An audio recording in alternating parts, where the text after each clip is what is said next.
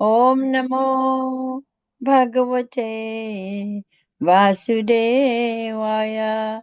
Om Namo Bhagavate Vasudevaya.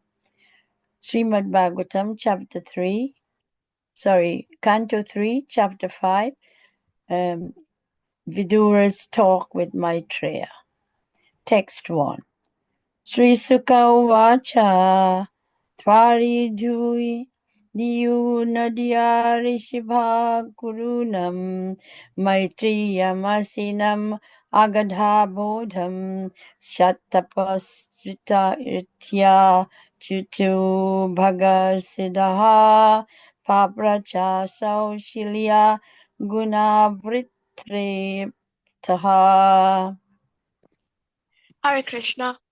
Sukadeva Goswami said, Vidura, the best amongst the Kuru dynasty, who was perfect in devotional service to the Lord, thus reached the source of the celestial Ganges river, Hardwar, where Maitreya, the great, fathomless land sage of the world, was seated.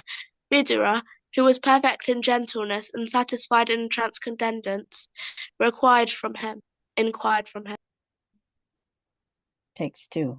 Vidura Vacha Sukhaya Karmani Karoti Loko Natai Sukham Van Yaduparamam Va Videta Bhuyastata Eva Dukham Yadatra Yuktam Bhagavan Vedannaha.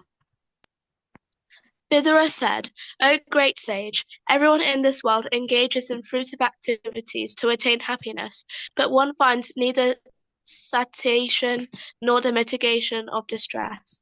On the contrary, one is only aggravated by such activities. Please, therefore, give us directions on one how should live for real happiness. Text 3. Yanasya Kritnad Vinu Kasya Daivad Adharma Silyasa Sukhu Ketasya Unugraha Yeha Karati Nunam Bhutani Bha Vyani Janardanasya. O my Lord, great philanthropic souls travel on the earth on behalf of the Supreme Personality of Godhead to show compassion to the fallen souls who are averse to the sense of subordination to the Lord. Text 4. Tat sadhu varya disha varma samnaha samradito bhagavan yena pumsam hirdistito yachati bhakti pute jnanam satati vadi gamam puranam. Therefore, O great sage, please give me instruction on the transcendental devotional service of the Lord, so that he who is situated in the heart of everyone can be pleased to impart from within knowledge of the absolute truth in terms of the ancient Vedic principles, delivered only to those who are purified by the process of devotional service. Text 5. Karoti karmani krita vartaro yanyatman yantatro bhagavam striyadishaha yata sarsa jaga graidam nirihaha samstapya vritim jagato vidhati. O great sage, kindly narrate how the Supreme Personality of Godhead, who is the independent, desireless Lord of the three worlds and the controller of all energies, accepts incarnations and creates the cosmic manifestation with perfectly arranged regulative principles for its maintenance. Text 6. Yata punah swekha idam niveshya seti guna yam sa nivrata vritihi yogishvara dishvara ekaitad anupravisto bahudha yathashit. He lies down on his own personal on his own heart, spread in the form of the sky, and thus, placing the whole creation in that space, he expands himself into many living entities, which are manifested as different species of life. He does not have to endeavor for his maintenance, because he is the master of all mystic powers and the proprietor of everything. Thus, he is distinct from the living entities. Text 7. Kridan vitate dvija gom suranam shet mugya karmani atara bhidahi mano na tripyati api shinvatam naha shishlokamaulesh charitamrit mritani. Please could you scroll up? Thank you. You may narrate also about the auspicious characteristics of the Lord in his different incarnations for the welfare of the twice-born, the cows and the demigods. Our minds are never satisfied completely, although we continuously hear of his transcendental activities. Text 8.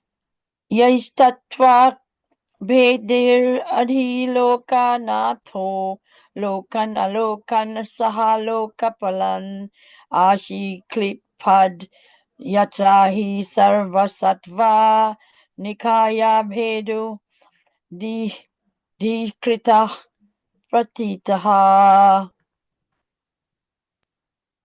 The Supreme King of all kings have created different planets and places of habitation where living entities are situated in terms of the modes of nature and work, and he has created their different kings and rulers. Text 9.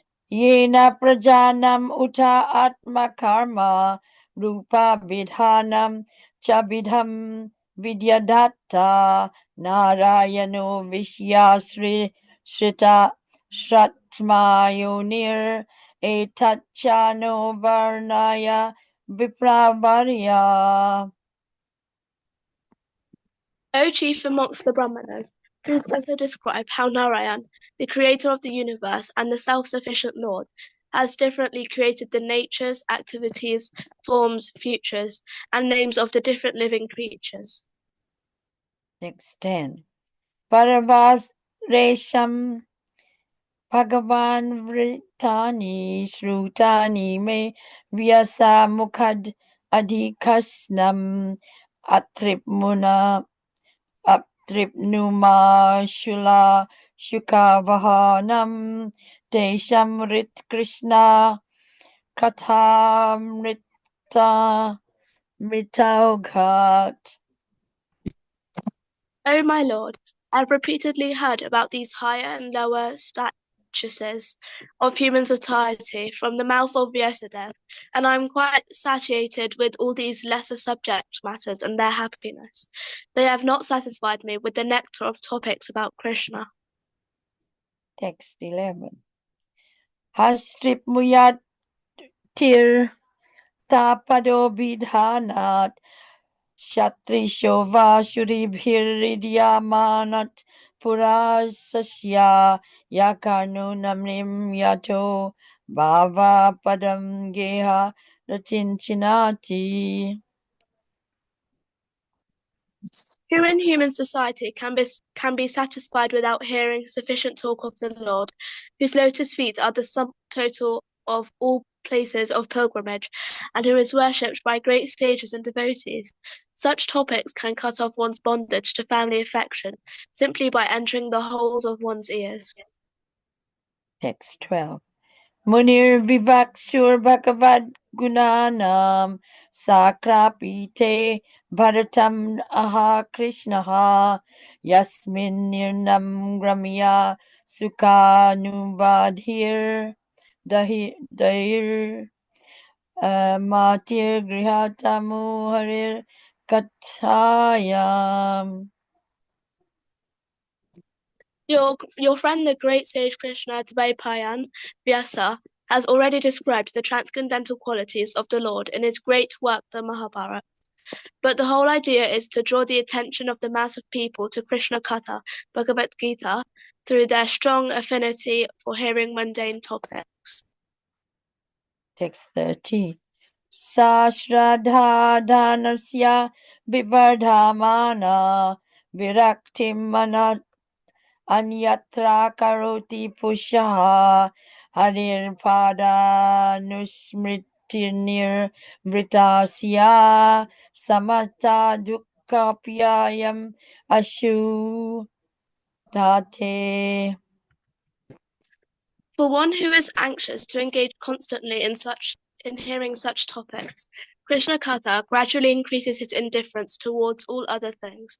Such constant remembrance of the lotus feet of Lord Krishna by the devotee who has achieved transcendental bliss vanquishes all his miseries without delay. Text 14. Tan shosya shosyan avido nushi shose harir katayam vimukhan aghena sinoti devo nimishastu yesham ayurvrita vadagati smritina. O sage, persons who, because of their sinful activities, are averse to the topics of transcendentance, and thus ignorant of the purpose of the Mahabharata, Bhagavad Gita, are pitied by the pitiable. I also pity them because I see how their duration of life is spoiled by eternal time, while they involve themselves in presentations of philosophical speculation, theoretical ultimate goals of life, and different modes of ritual. Text 15. Tadasya kausarva sarma datur harir harir katam eva katasu saram udhirtviya puspe dhiya ivarta bandho shivaryana kritayo tirtha kirtahi. O Mamta, O friend of the distressed, the glories of the Supreme Lord can alone do good for people all over the world. Therefore, just as bees collect honey from flowers, kindly describe the essence of all topics, the topics of the Lord. Text 16. Savishva janma sthiti samya marte kritava pragrithita shakti chakra karmani atipuru sani yanisara kritaya tani mahyam. Kindly chant all those superhuman transcendental activities of the Supreme Controller, the personality of Godhead, who accepted incarnations fully equipped with all potency for the full manifestation and maintenance of the cosmic state. Text 17. Sri Sukha Uvacha Saevam Bhagavan Prishtaha Shat Shatra Kausaravo Munihi Pumsam Nishri Yasuritena Tamaha Bahumanayan. Sukadeva Goswami said, the great sage Maitreya Muni, after honoring Vidura very greatly, began to speak, at Vidura's request, for the greatest welfare of all people. Hare Krishna. Thank you, Hare Krishna.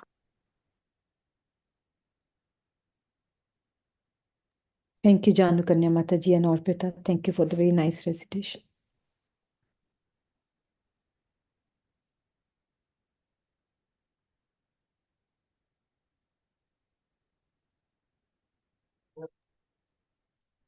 Hare Krishna, dear devotees. Thank you both the Matajis for the wonderful recitations. Please accept my humble obeisances. All glories to Srila Prabhupada. Thank you for giving me this opportunity to be here amongst you and to discuss this chapter 5, verses 1 to 3. Hare Krishna.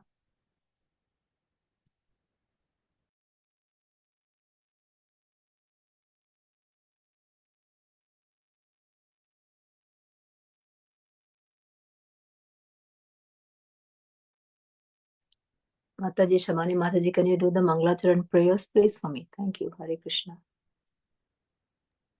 Okay, thank you, Mataji. Hare Krishna. Om Ajnanatirmirandasya Jnananjana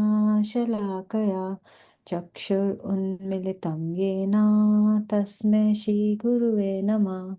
Shri Chaitanya Manobhishtam Stapitam Yena Bhutale Swayam Rupa Kadamayam Dadati Swapadantikam Vandeham Shri Guru Shri Yuta Padkamalam Shri Gurun Vaishnavamsha Shri Rupam Sagrajatam Sahagana Raghunatha Vitam tam sajivam sadhvetam savabhutam parijana sahitam Shri Krishna Chaitanya Devam Shri Radha Krishna Padan Sahagan Lalita Shri Vishakam Vitamsha He Krishna Karuna Sindhu Dinabandhu Jagatpate Gopesha Gopika Kanta Radha Kanta Namostute Tapta Kanchana Gaurangi Shirade Vrindavaneshwari Vishvanu Sute Devi Pranmami Hari Priye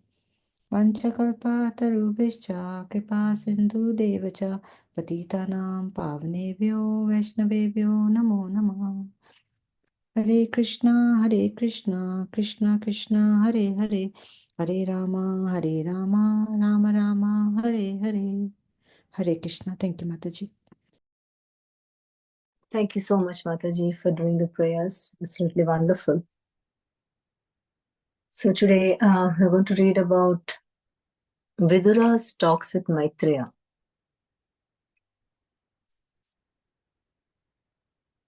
Before that, let's start invocation of the Bhagavatam.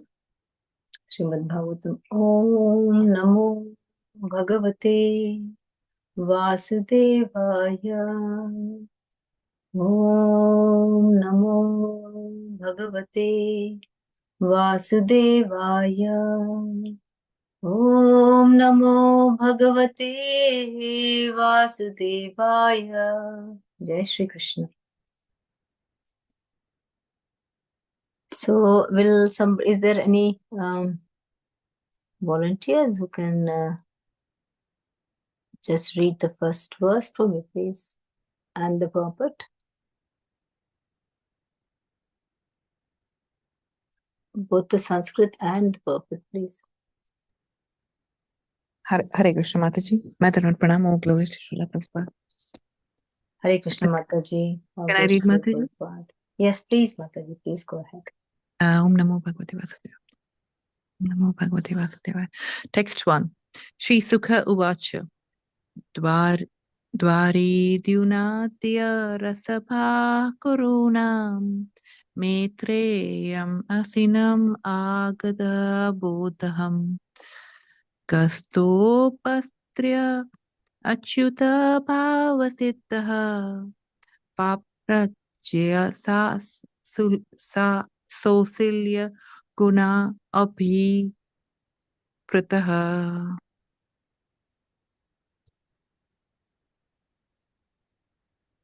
Thank you, Mataji. Translation. Sukadeva Goswami said, Vidura, the best among the Kuru dynasty, who was perfect in devotional service to the Lord, thus reached the source of the celestial Ganga's river Haridwar, where Maitreya, the great, fathomless, learned sage of the world, was seated.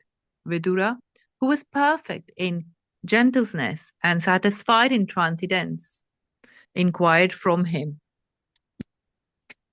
Am I reading the purport, Mataji? Yes, Mataji. Okay. Purport. Vidura was already perfect due to his unalloyed devotion to the infallible Lord. The Lord and the living entities are all qualitatively the same by nature, but the Lord is quantitatively much greater than any individual living entity. He is ever infallible, whereas the living entities are prone to fall under the illusory energy. Vidura had already surpassed the fallible nature of the living entity in conditional life due to his being achyuta bhava, or legitimately absorbed in the devotional service of the Lord. This stage of life is called Achyuta Bhava Siddha, or perfection by dint of devotional service. Anyone, therefore, who is absorbed in the devotional service of the Lord is a liberated soul and has all admirable qualities. The learned sage Maitreya was sitting in a solitary place on the bank of the Ganges at Hardwar, and Vidura, who was a perfect devotee of the Lord and possessed all good transcendental qualities, approached him for inquiry. Hare Krishna. Hare Krishna, dear devotees. So now we have come into chapter 5, and the title of the chapter 5 is Vidura Talks with Maitreya. So now in this canto 3, we have been, the last chapter, it was all about how Vidura was speaking with Uddhava. So Vidura has, all of you, like, just going to the background, how Vidura, he did not take part in the Kurukshetra war. He had, because after Duryodhana insulted him, Vidura is obviously Duryodhana's uncle, and he's much senior to Duryodhana, but Duryodhana, with his ego and all that, he doesn't even, when the power comes into one's mind and he loses all senses, basically, they lose all the senses, mostly the common sense they lose, and they become so egoistic.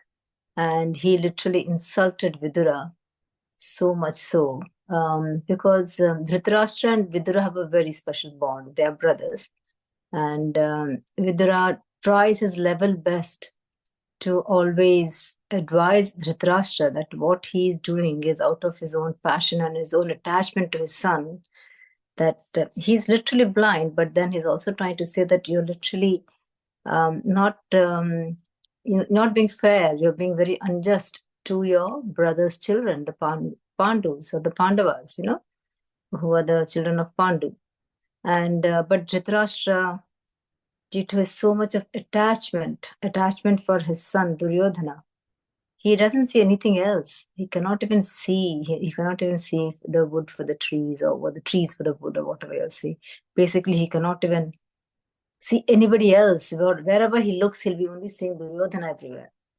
So much he is infatuated by his own son's love, that it is nice to be infatuated with God's love all the time. And we don't mind doing that. That won't come as a wrong energy or the wrong thing. But with your own children's attachment so much, you will lose all your senses. And this is what Dhritarashtra was already having. But one should understand, when you see people who have lost one of the sense organs, the other organs are usually heightened. So, like, if suppose somebody is very, he cannot see things, then his hearing becomes really a bit more stronger, because it tries to take over what the eyes cannot see. So the ears, they will have more, the nerves will grow a bit more, and they'll have more tentacles and more, they'll try to pick on every other sound, so that a person's hearing acumen or the sense of feeling or some other sense organ becomes very heightened, just to compensate the deficiency of the vision. And that's where they say people who have a defect in one side, they're more intuitive, or more, they can sense things more easily. But with Dhritarashtra, what was happening is, in a way you could say he was sensing more of Duryodhana more, maybe. So he was looking everywhere he goes, he sees only Duryodhana everywhere. So Vidura's main role was what was Vidura? Vidura was, in his past life, Yamaraja. And Yamaraja is always meant for justice. So Vidura, he tries to convince his brother, saying that what you're doing is not right. And but then Duryodhana, he senses that my uncle is really trying to deviate my dad from the goal, or whatever. Suppose if Dhritarashtra becomes softened at one side, then Duryodhana is really coming and trying to get his own goals, that he wants to be the king and he will not want to give a small piece of land, even a small piece of land, to the Pandavas. So it comes to a point where, when somebody gets really very, very angry, then they do not even think of anything. And it's come to a point where he literally insults his uncle so badly that he had to leave the bow and the arrow at the doorstep and has to walk away from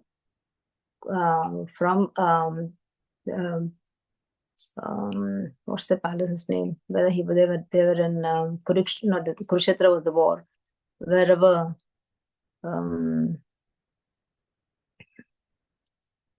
the capital of the country, where Dhritarashtra and Duryodhana was there. So then Vidura had to walk away, and then he goes off on a pilgrimage. So he goes off on a pilgrimage because he wanted to calm down his own anger and over there as to the insult and what he felt, very humiliated. So he goes and he tries to reflect on himself, and then he goes around and goes and visits all the pilgrimages. So all of us tend to do when we really want to reflect on something, let's go and how to reflect, go to the best place, So this is where Vidura goes to all the pilgrimages. And when he does when he goes to pilgrimage, then obviously he just walked out and he doesn't know what was happening and everything. So he goes and he meets lots of sages. And by the time he does his own entourage of all the pilgrimage sites and he comes back, then a lot has happened, He's lost touch with the reality of his own, of the place where he lived.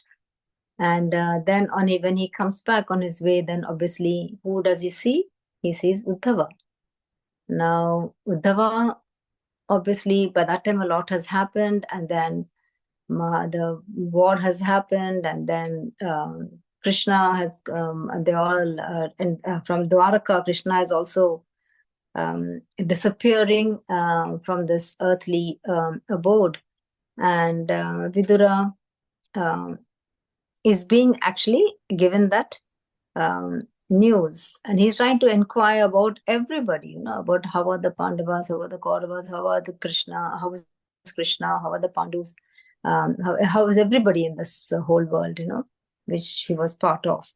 And then in the last chapter, you will hear how Vidura, Uddhava tells as much as possible, because Uddhava has also been given a mission by Lord Sri Krishna that you have to go to Badrikashram, and he is really in viraha, in separation. He was really very, very anxious, but then later he takes control of his senses, and then he starts because he has to go to Badrikashram, and that is he has to impart all the knowledge to the sages, which he has learned from Lord Sri Krishna. And then Vidura, Uddhava tells him as much as possible. He tells him till the time when how Lord Krishna will be parting from this world. And then he asks, okay, now I can't stay any more time over here, now wasting so much. I can't stay here any more time. So I need to move forward. I have to follow the mission of Lord Sri Krishna. And then he says, you can go and meet you can meet Maitreya Muni.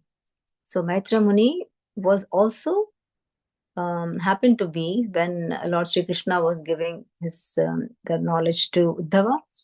Maitreya Muni happened to be seated over there, and he also had some knowledge. He heard some from Lord Sri Krishna. But Lord Sri Krishna and Uddhava's knowledge was at a different level altogether. It was quite transcendental. So the knowledge Uddhava got from Lord Sri Krishna was at a much higher level. But then also Lord Maitreya was a part of it, so he did get some of the knowledge. So then now Uddhava tells Vidura, now please go and get the rest of the thing, all the pastimes of the Lord from Maitreya Muni. So now Vidura starts searching for Maitreya Muni, and when he comes to river Ganga, Haridwar, he comes to the Haridwar, and there he sees Maitreya Muni, who is a great sage on his own, and he will come here to ask for more to know the knowledge of the Lord and his pastimes. And over here you can see that Vidura's qualities are so much glorified in this purport.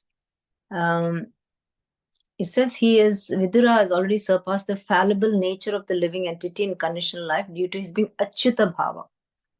Achyuta Bhava means he is always in the bhav of the Lord, devotional service to the Lord.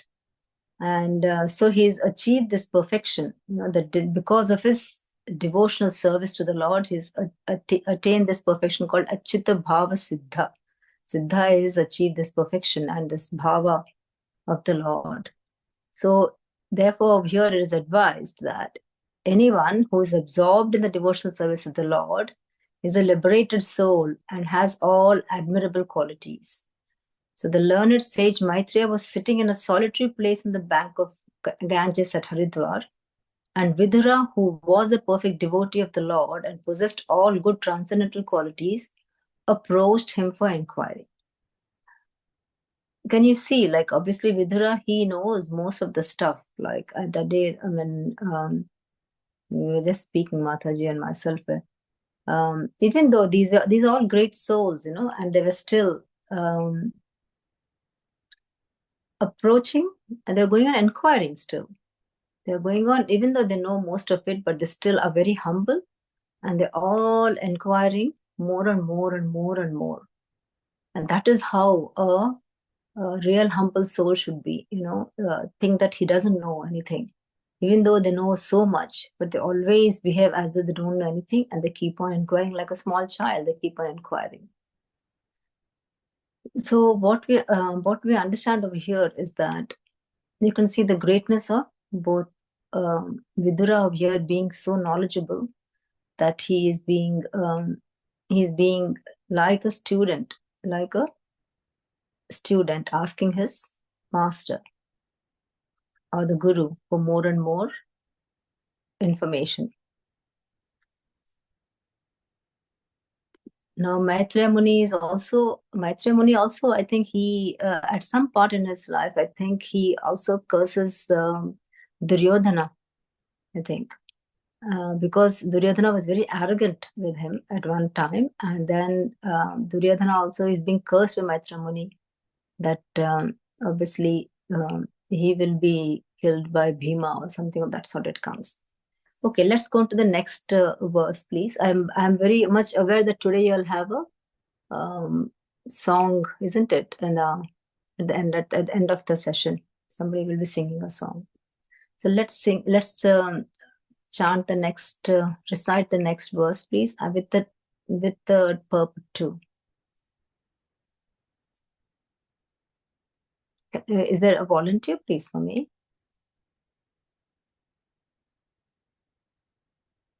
Hare Krishna, Mataji, I can try. Thank you, Mataji. Thank you so much, Hare Krishna.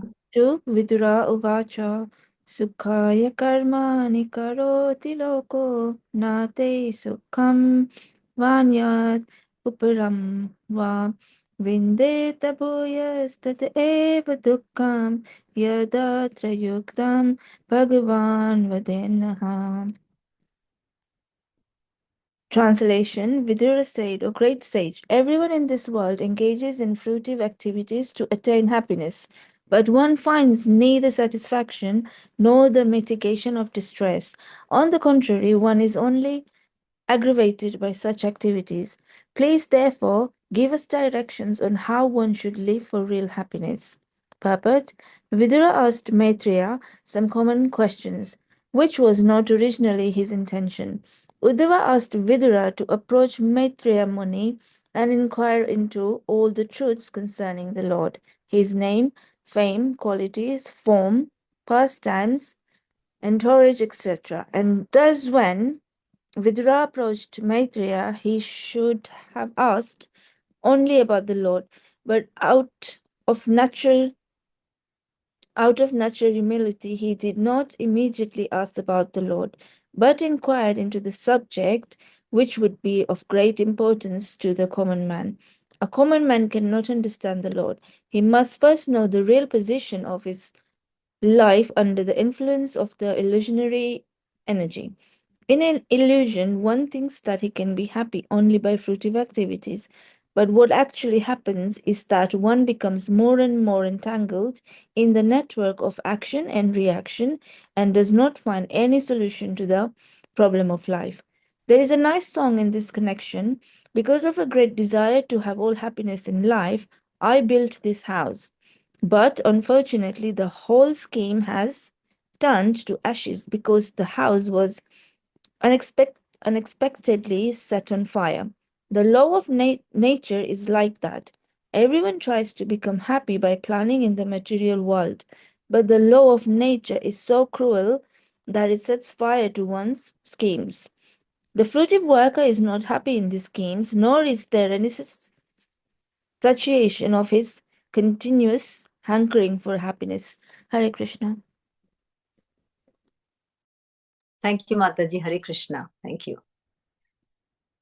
So you can see from this purport again, from the translation of here, obviously Vidura says, everyone attains in this world, engages in this world for fruitive activities to attain happiness. But one finds neither satiation nor the mitigation of distress. So we can understand that anything we do materialistic, you'll never be happy. You think you'll be happy, but what actually the materialistic things do is they bring on more and more sense gratification. The senses never get gratified. You become more and more greedy, more and more greedy. So more you have, the more you become greedy. So the more you have, the more you become greedy. You'll think that the person, you see, the most generous people are the poorest people.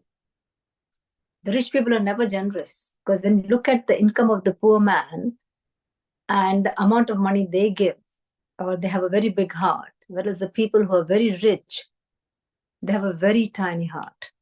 The heart is very, very small. The richest people have the smallest hearts, and the poorest people have the greatest hearts, because for them it doesn't matter much, and that is where with money comes all the I don't know, all the evils, I could say. I mean, we always go for our own comfort. The more we go for our own comfort, the more we become more and more evil, Then we are always remember that all the comforts we are doing are at the cost of another person. So over here, so Vidura, even though he was supposed to be talking about the Lord's pastimes, he does ask a very genuine question. He says, obviously, he wants to know, first of all, about the person, about us in this world. First of all, we should know what is our position. If you don't know where you stand, how can you think about other things? You should know how much deep waters you are in first. You should realize your situation, where you are in, at what level you are, to think of any progress or to do anything. So the right way to approach this was actually a nice way for people like us. It might be very mundane to all the people who are very much in a devotional service, or who are very much in transcendental service. For them, it doesn't even affect them at all, any materialistic things.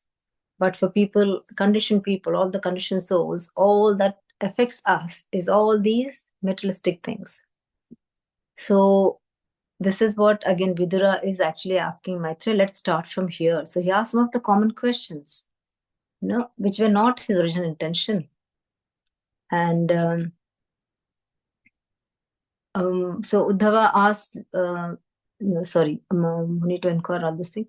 Yeah, so when Vidura asked Maitreya that a common man cannot understand the Lord. He must first know the real position of his life under the influence of illusory energy. So in illusion, one thinks that he can be happy only by fruitive activities. All of us think, right? Okay, we'll do this, or when I get this much of money, I will help so and so, or I'll build a house, or when I build a house, okay, you earn all the money for so many years, you work and you build a house. Once you build the house, now the house is all empty. Now I need to fill up with furniture. And fill up with furniture. Now I need to have a family or whatever it is, a family, and then children and their wishes and their demands. And that goes on and on and on, like how the example of how Indra comes down as a boar and then he goes and gets engaged so much in this materialistic life that he thinks about his own family and his children and his grandchildren and so and so and so forth. Even Brahma has to come and remind him, come on, Indra, it's enough now. Time, come back. Now we need you in the celestial heavens. But Indra, in the form of the boar, is so much attached to his family life that he does not even realize that he was such an important person in the past. So this is what conditioned life takes. This is all this materialistic life. It is like a spider's web. The more you go into it, the more you get entangled. So we have to get ourselves unentangled. So the less we have, the richer we are.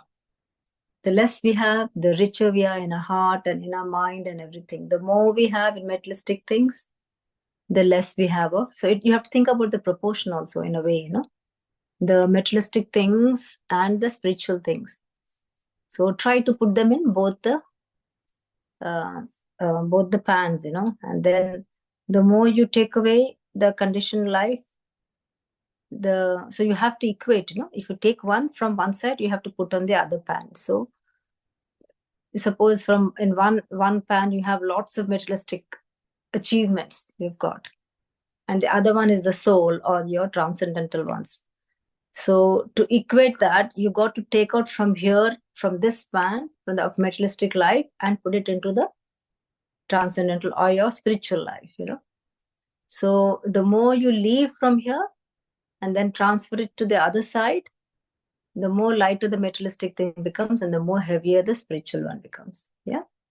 So we have to get rid of all our materialistic things. Once we get rid of all the materialistic things, then you have all the time in the world for the spiritual things, because the materialistic things consume a lot of energy. So we should know now where we are, where we stand is the most important part. So the first thing is analyze yourself, reflect, and say, okay, how much of material attachment do I have? And how much can I shed off each year or each month or each whatever it is? And then slowly make a progress. And then start gaining all the spiritual qualities and become enriched. How should we enrich with more spiritual qualities and more spiritual things than with materialistic things? So when somebody comes, when they don't need to see all this rich materialistic stuff you have. But when they come in, if you have so much of spiritual qualities, the soul will feel the vibrations and the warmth and the positive energy that is full of riches, that energy is full of riches. So hopefully this is what Vidura is trying to ask Maitreya about. So he says, a common man cannot understand the Lord. He must first know the real position of his life under the influence of the illusory energy. In illusion, one thinks he can be happy only by fruitive activities.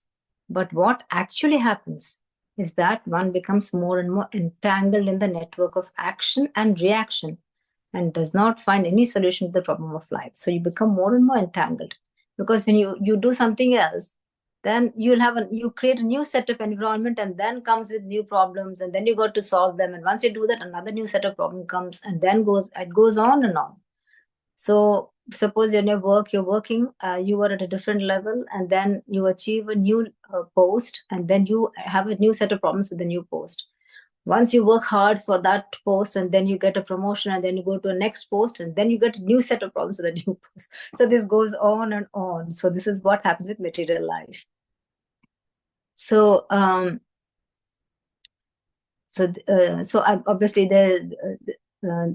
in the purport, Srila Prabhupada tries to say, there's a nice song of this connection. Because of a great desire to have all happiness in life, I built this house. But unfortunately, the whole scheme has turned to ashes because the house was unexpectedly set on fire. So anything materialistic just burns into ashes. So you have whatever you do, it can go off within a second. An earthquake can come, and all that you've earned all this time can just vanish. There will be no insurance guy also to come and tell. He'll also vanish off in that earthquake. So it will be difficult for you to get back your money also. So, but if you do spiritually, if you improve your spiritual qualities and try to gain as much virtues as possible and increase your spiritual bank balance, then at least we can think that, okay, if I'm dying now, next life, at least I'll be born as a human being and not as any other creature which doesn't have this consciousness. So everyone tries to become happy by planning in the material world, but the law of nature is so cruel that it sets fire to one's schemes. So because the more materialistic things, it is a bit, we feel like, why is law of nature so cruel? Because it is, I feel it's the other way around, because why will the nature be so cruel? First of all, we have made so many things for the nature that we have gone against the nature, that it has to react, because if you do so many things against the nature, then the nature will also react. But when we can only look from our point of view, when we're looking from our point of view, we are seeing the nature is cruel. But you didn't look from the nature's point of view. From the nature's point of view, you should see like how much of plastic we're putting now, or how much of rubbish we're doing, or how much of disposable things we're using, and how many houses we're building. Before, people used to live in a little bit of space, would have got a bigger house, and everybody would have lived. But now everybody wants a own house, and along with the own house, then they have the whole set of furniture, your kitchen, your bathrooms, blah blah blah. So everything goes on, and then you go on, and plus with all new sets of clothes and new sets of, so everything increases multifold, and that is all going against the nature. So obviously when it goes against the nature will fight back. But when it fights back, then we think like, oh, you're very cruel to us. But you didn't look at in the first instance when you are being cruel to the nature, So this is where the nature always goes back. So whenever adharma comes up, then obviously God will come back and make us show us what we are. So the fruitive worker is not happy in his schemes, nor is there any satiation of his continuous hankering for happiness. So in this material world, you will never be satisfied. There's no satiety. You will never be satisfied. You will be always hungry. Always hungry. You see, there is also some people, when you look at them, for example, some people are very, very obese, and it is not their fault. They are having some sort of one of the enzymes missing in one of the genes, that they are unable to stop the hungriness, so therefore they end up eating more and more and more and more, and then they become obese, but they can't control themselves when they see the food. So like that, for us, our food, when we are in this materialistic world, our food, our greediness, we can never stop. So the only way to stop all these materialistic things is by devotional service and by serving the Lord. So by serving the Lord, there will be a change in the heart, and then make us realize a real position. And when we realize a real position, then we think like, and then sometimes till such time, it doesn't happen until one has actually a danger to their own self or own life. Then some people take so much of time to realize, oh my God, what am I doing? Then they leave everything and they start working towards the spiritual life progression. But what we are supposed to do when we have our senses and the maturity to think about the Lord when we are very, very happy. But we never do that. We always cry for the Lord when we are very, very sad. So over here, Vidura is trying to ask Maitreya to tell us about the common problems which we have, first we need to know that before even we think of doing devotional service. So let's go on to the next verse, please. I'm aware of the time. Another next 5 minutes left for you all. And can I have another volunteer, please?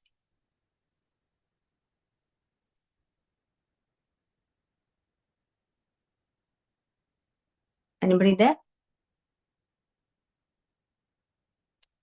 Janasya krishnadvimukhasya daiva dadharmashilasya sudu कितस्य अनुग्रहायेह चरन्ति नूनम् भूतानि भव्यानि जनार्दनस्य.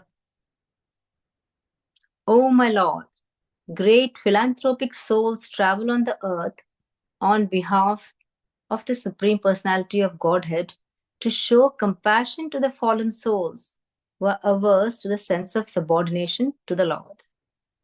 To be obedient to the wishes of the Supreme Lord is the natural position of every living entity. But due only to past misdeeds, a living being becomes averse to the sense of subordination to the Lord and suffers all the miseries of material existence.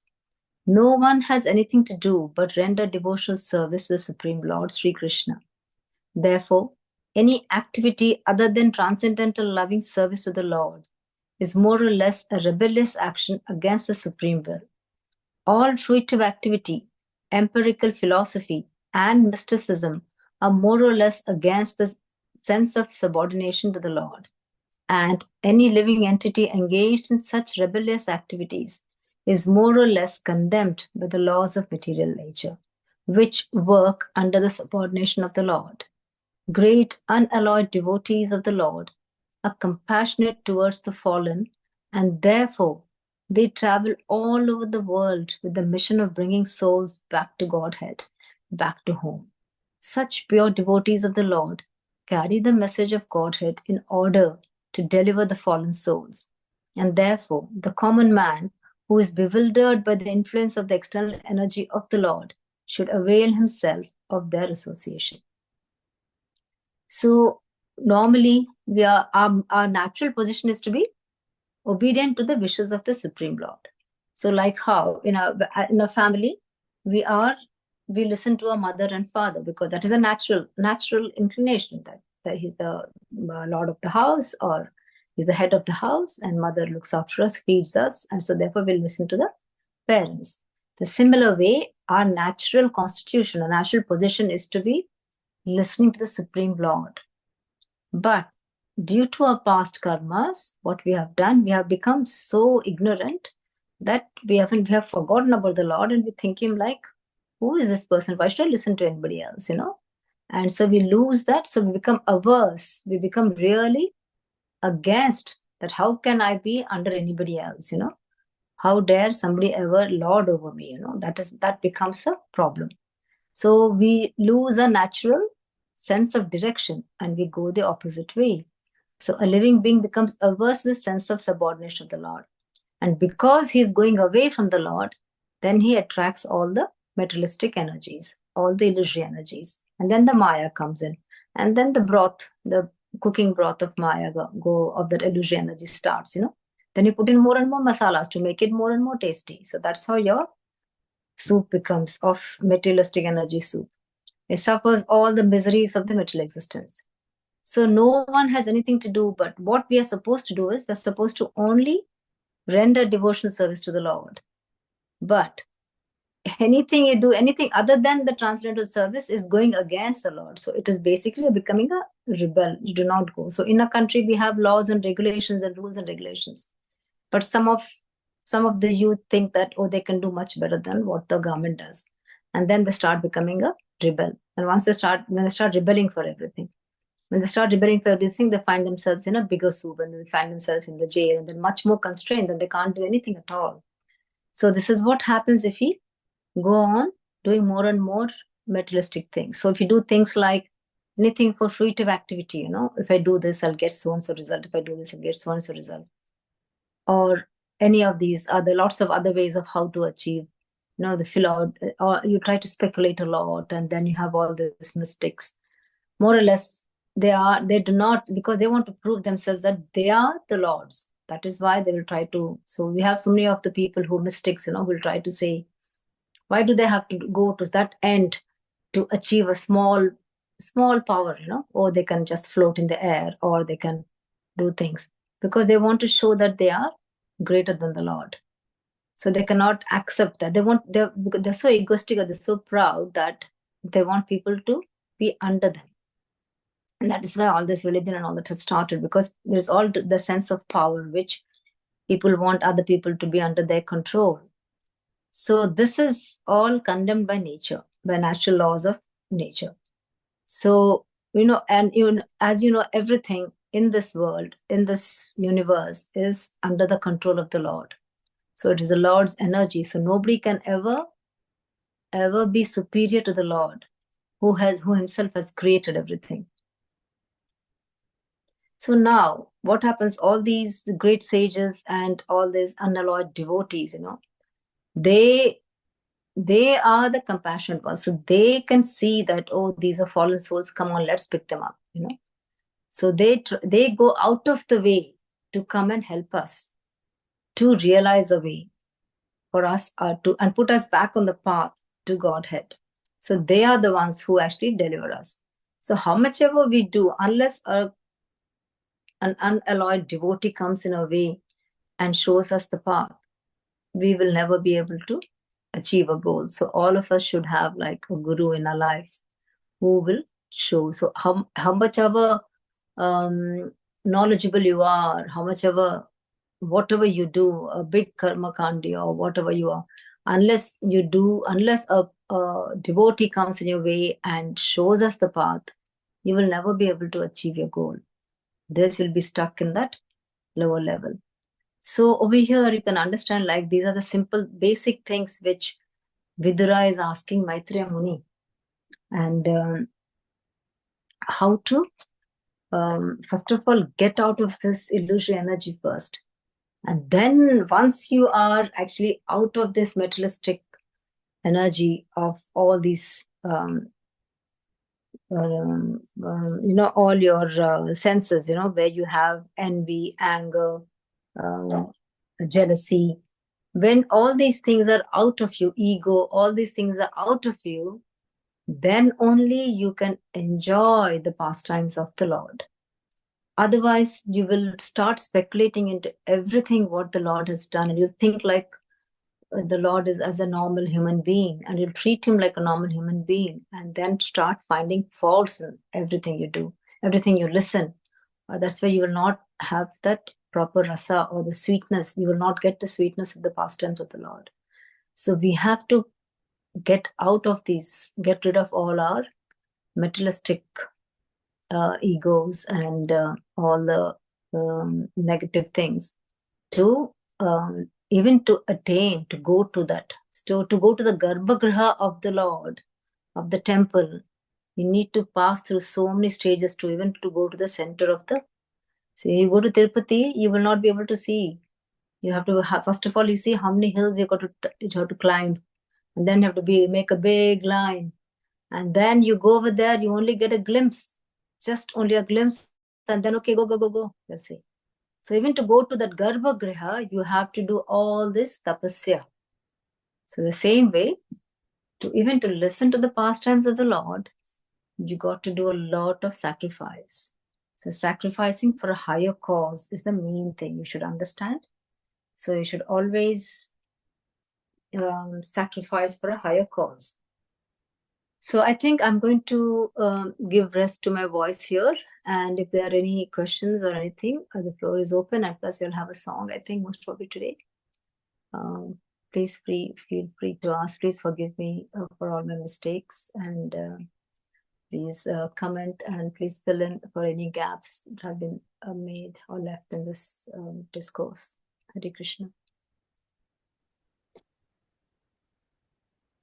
Hare Krishna Mataji, Medadot Pranamu, glory to Srila Prabhupada. Hare Krishna, Yeah. Mataji. Mataji, beautifully explained as always, Mataji. The one thing that just struck me is sacrifice for the higher cause. And that's just beautiful, the way you said it, Mataji. So thank you, Mataji. Thank you, Mataji. Thank you so much. So Mataji, for today's bhajan, and again, if anybody has any questions after the bhajan, then they can also ask that. For today's bhajan, we have our dear Shriji Kishori Mataji, who will be singing the bhajan Udilo Aruna Puraba Bhage. But before she sings, if it's okay, Jyoti Mataji, I'll do the English recitation. Thank you, Mataji. Thank you, Mataji. Thank you so much. I've never heard this bhajan, so it's quite interesting. Yeah, I haven't either. Yes, it's a beautiful.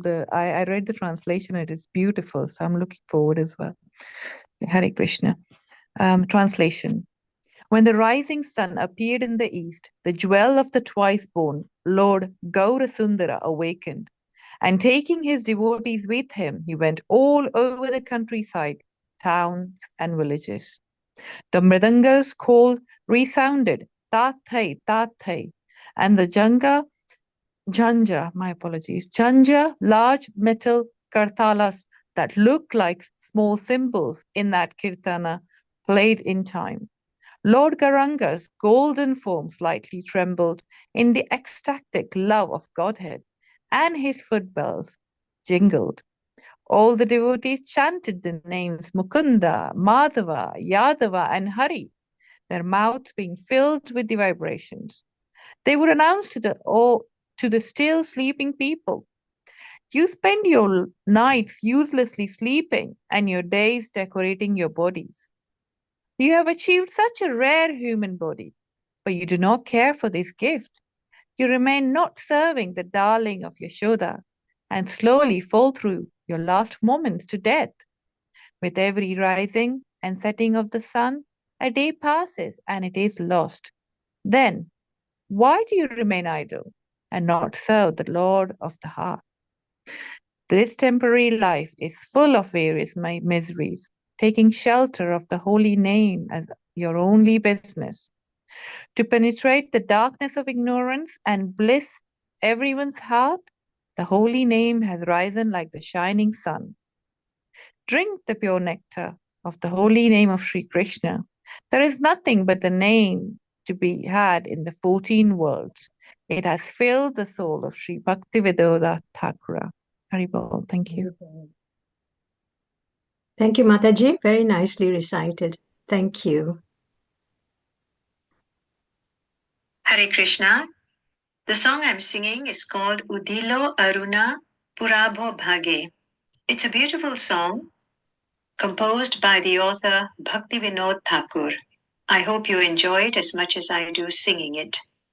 Udilo Aruna Purabho Bhage Dijo Muni Gora Muni Jage Bhakata Shamuha Loya Shathe Gela Nagara Braje Tathoi Tathoi Pajalo Khol Gano Gano Tahe Jajera Rol Preme Dhalo Dhalo Chonarange Charone Nupuro Baje Mukunda Madhava Jadava Hori Bole na bolo re vadana bhori Miche nido bashe gelore rati Divisha sharire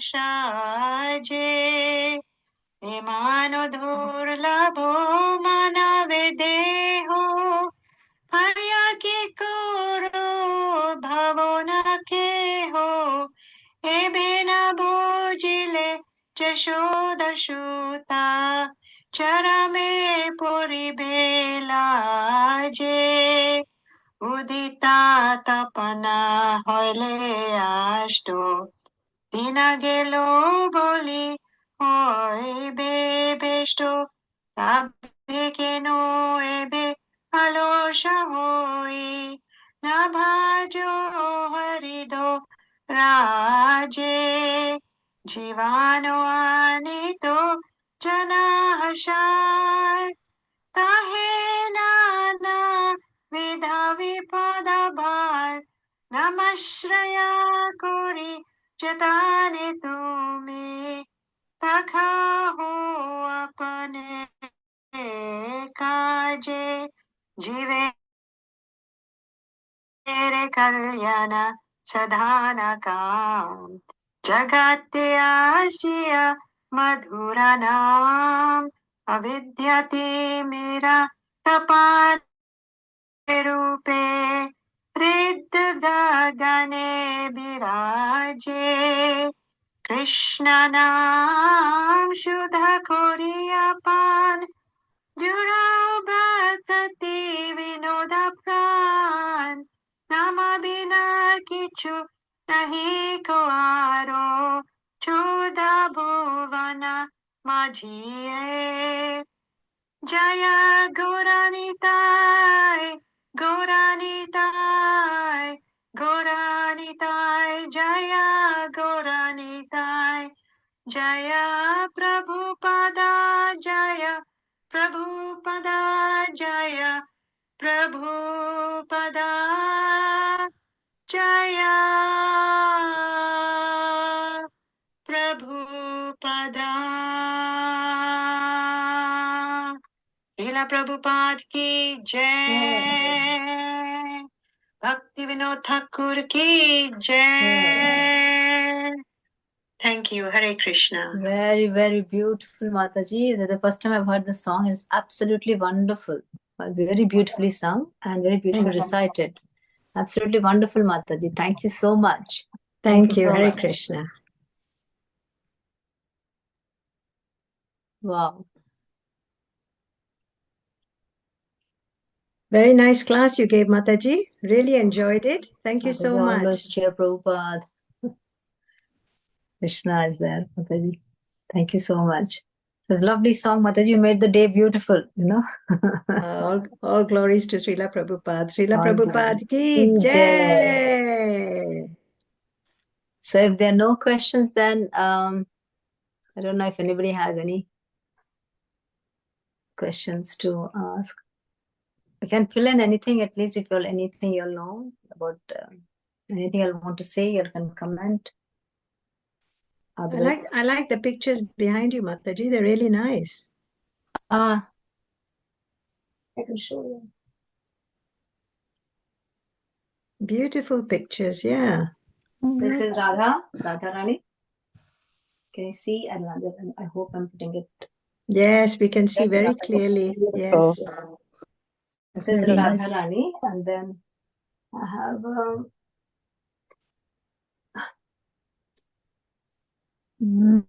Krishna ji. Hari Bol. Very nice. And this is like one of the artists, I think. I just bought these pictures from London Soho Temple, Radha's boutique from there. That's Radha Rani. Wow.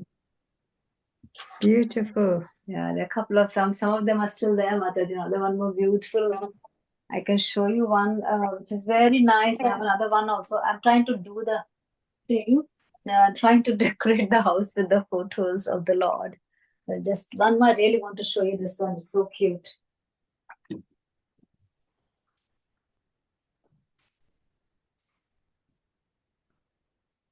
This one. Can you see, Mataji? Yes, that's very nice as well. Thank you, Mataji, for showing us your pictures. So if there are no more questions from anyone or any comments, can we end the class, Mataji? Yes, Mataji, I'm sure we can end it. Okay, let's all say our Vanchakalpa prayer. Kalpatarubhyascha kripa sindhubhya eva cha Patitanam pavanebhyo Vaishnavebhyo namo namaha. Anantakoti Vaishnav Vrinda ki jai. Srila Prabhupada ki jai. Hare Krishna. Thank you. Thank you, everyone. Thank you, dear devotees. Thank you for giving me this opportunity. Hare Krishna. Please forgive me. Krishna. Thank you, Mataji. Nice class. Hare Krishna. Hare Krishna. Hare Krishna.